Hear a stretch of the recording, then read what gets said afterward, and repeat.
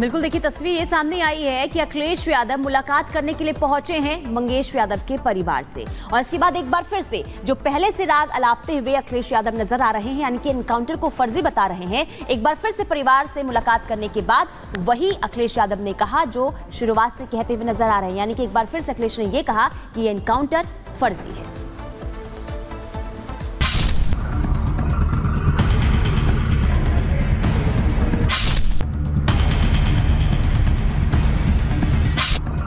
अयोध्या में मोहित खान, कन्नौज में नवाब सिंह यादव, मऊ में वीरेंद्र बहादुर पाल और अब सुल्तानपुर में मंगेश यादव।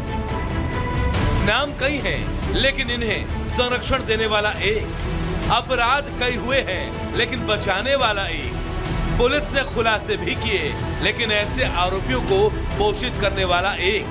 नाम है अखिलेश यादव। लगता है समाजवादी पार्टी के अध्यक्ष अखिलेश यादव ने अपराधियों को बचाने की जिम्मेदारी अपने कंधों पर उठा ली है। तभी तो अपराध किसी भी जिले में हो, लेकिन अखिलेश अपराधियों के पीछे खड़े दिखते हैं, या फिर कहें कि साथ खड़े दिखते हैं। ऐसा हम नहीं कह रहे हैं, लेकिन अखिलेश के ट्वीट के बाद ये सवाल जरूर उठ रहे हैं। सवाल इसलिए भी कि जिस मंगेश यादव को यूपी पुलिस ने एनकाउंटर में मार गिराया, जो मंगेश यादव डकैत था, जिस मंगेश यादव ने बाइक चुराई, जिस मंगेश यादव ने सुल्तानपुर में ज्वेलरी की दुकान में घुसकर लूटपाट की, उसी मंगेश यादव के परिवार के साथ अखिलेश यादव खड़े हैं और एनकाउंटर पर सवाल उठा रहे हैं। कोई ऐसा व्यक्ति नहीं है जो न जानता हो कि भारतीय जनता पार्टी की सरकार में झूठे एनकाउंटर हो रहे हैं, हत्या की जा रही है। जो मंगेश यादव की हत्या हुई है, गांव से लेकर के आसपास के लोग जानते हैं कि पुलिस रात में आई थी, उठा ले गई। पुलिस उठा करके ले गई एसटीएफ। और सोचिए आप कैसी कहानी गढ़ी गई कि उसके पास नया बैग था, अमेरिकन टूरिस्ट बैग बताया गया, और जब बैग खोला गया तो उसमें भी कपड़े नए मिले, शोरूम से खरीदे हुए। इतना ही नहीं, अखिलेश यादव ने ट्वीट करते हुए ये भी लिखा है कि जिस युवा मंगेश यादव का जीवन चला गया, उसके शोक संतप्त परिवार का कहना है कि पुलिस मंगेश को 2 सितंबर को लेकर गई थी और 5 सितंबर को उसका एनकाउंटर दिखाया गया। इस प्रकरण की गहन जांच और सख्त कार्रवाई ही कानून व्यवस्था में जनता के खोए हुए विश्वास को वापस ला सकती है। भाजपा ने शासन प्रशासन का नैतिक आधार खो दिया है। अखिलेश यादव का ये स्टैंड तब है जब पुलिस मंगेश यादव के अपराधों को सबूत के साथ सामने रख चुकी है, लेकिन अखिलेश यादव हैं कि मानने को राजी नहीं। दिखा दिया गया, उसमें हमने पॉइंट करके भी बता दिया कि कौन आदमी कौन सा अपराधी है। इसके बाद से किसी तरह की कोई शक शुबा की गुंजाइश नहीं है। हम कोर्ट में इस चीजों को प्रूव करेंगे। इससे पहले नवाब सिंह यादव के मामले में भी अखिलेश ने डीएनए टेस्ट की मांग कर अपनी फर्जियत करा ली, क्योंकि डीएनए टेस्ट हुआ तो नवाब सिंह के अपराधों की डायरी खुल गई और अखिलेश को बैकफुट पर जाना पड़ा। हालांकि अब देखना होगा कि एक के बाद एक अखिलेश कब तक अपराधियों के शेल्टर होम बने रहेंगे। Bureau report, Republic Bharat. तो देखिए, कानून तो नहीं देखता है कि अपराधी की जाति क्या है, लेकिन अखिलेश यादव अपराधियों के मामले में भी जाति को बीच में लेकर आ गए और लगातार एक के बाद एक बयान दे रहे हैं। अब आपको आगे बताते हैं कि आखिर यूपी में एनकाउंटर का ट्रैक रिकॉर्ड क्या है। अब तक करीब 12,500 एनकाउंटर हुए हैं उत्तर प्रदेश में। 207 अपराधी एनकाउंटर में मारे जा चुके हैं। 6500 से ज्यादा बदमाश घायल हो चुके हैं अब तक, और मेरठ जोन में सबसे ज्यादा 66 अपराधी मारे गए हैं। इसके अलावा वाराणसी जोन में 21 अपराधी मारे गए हैं, आगरा जोन में 16 अपराधी मारे गए हैं, और ये देखिए, ये हमने आपको ट्रैक रिकॉर्ड बताया है कि अब तक यूपी में एनकाउंटर हुए हैं, क्योंकि लगातार अपराधियों की धरपकड़ हो रही है। और इस बीच क्या खबर आ रही है दिल्ली से, ये बताएंगी पुनीता।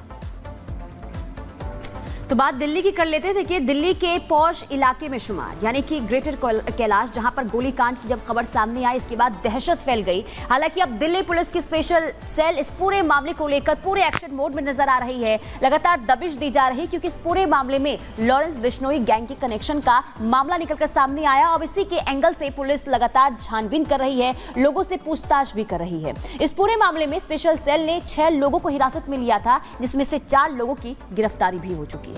खबर देखिए।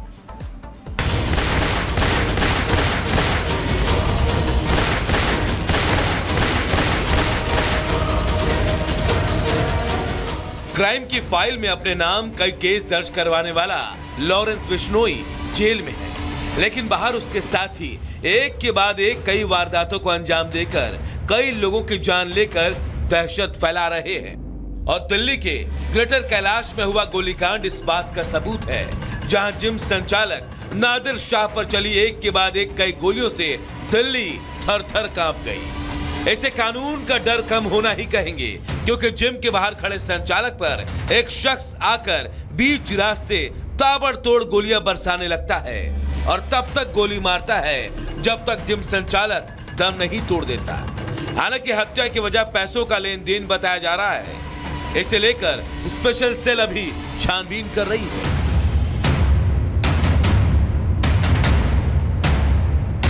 दरअसल लॉरेंस बिश्नोई गैंग के गुर्गे ने जिस जिम संचालक पर गोलियां चलाई, उस शख्स का नाम नादिर शाह है, जो कि अफगानिस्तान का रहने वाला था और दिल्ली के ग्रेटर कैलाश में एक जिम चलाता था।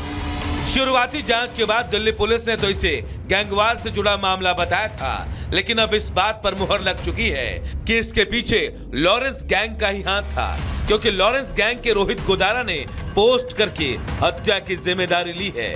हालांकि रिपब्लिक भारत इस पोस्ट की पुष्टि नहीं करता है, लेकिन ये पोस्ट देखिए जिसे रोहित गोदारा ने लिखा है। गोदारा लिखता है कि दिल्ली में नादिर शाह का जो मर्डर हुआ वो हमने करवाया। हमारे भाई तिहाड़ में हैं। समीर बाबा भाई का मैसेज आया था कि नादिर शाह हमारे दुश्मनों से मिलकर हमारे धंधे में रोड़ा बन रहा है, इसीलिए हमने मरवा दिया।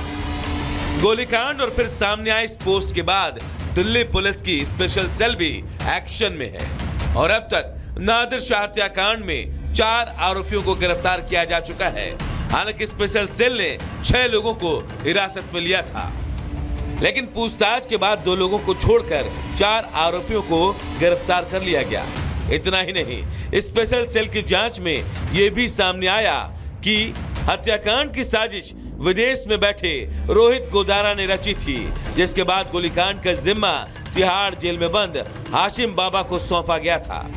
हालांकि इस गोलीकांड के बाद राजधानी की कानून व्यवस्था पर सवाल खड़े हो रहे हैं कि आखिर दिल्ली में अपराध कब थमेगा, लेकिन पुलिस की स्पेशल सेल फिलहाल छानबीन कर रही है, जिसके बाद उम्मीद है कि जल्द इस मामले में और भी खुलासे हो सकते हैं। Bureau report, Republic Bharat. तो नादिर शाह की हत्या कर दी गई, ताबड़तोड़ गोलियां बरसाई गई। उसके बाद कई सवाल उठ रहे हैं कि आखिर नादिर शाह की हत्या क्यों की गई, क्या वजह रही।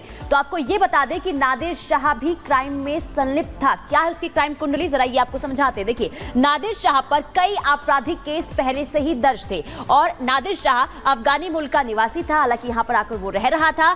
17 सितंबर को नादिर की कोर्ट में पेशी भी हुई थी, क्योंकि कई मामले इस पे दर्ज और इसी के तहत उसकी पेशी भी कोर्ट में हुई थी। गैंगस्टर रोहित चौधरी गैंग से इसका नाता था और एक यही वजह मानी जा रही है कि नादिर शाह की हत्या कर दी गई होगी। जेल में बंद है गैंगस्टर रोहित चौधरी और इससे उसका एक गहरा नाता, एक गहरा कनेक्शन था।